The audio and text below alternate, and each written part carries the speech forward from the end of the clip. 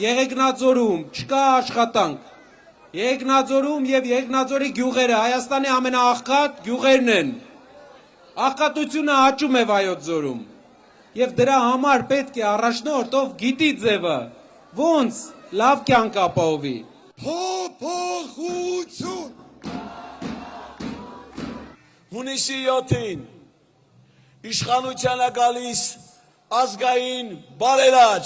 Սամվել Կարապետյանը։ Ուժեղ Հայաստանը առաջարկում է, որ Հայաստանի Հանրապետությունում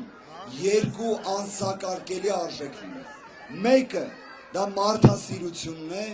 երկրորդը իրավունքի գերակայությունն է։ Սամվել Կարապետյանը խոստանում է ապահովել անվճար կրթություն մեր երիտասարդների համար, որքան որ դա հնարավոր է։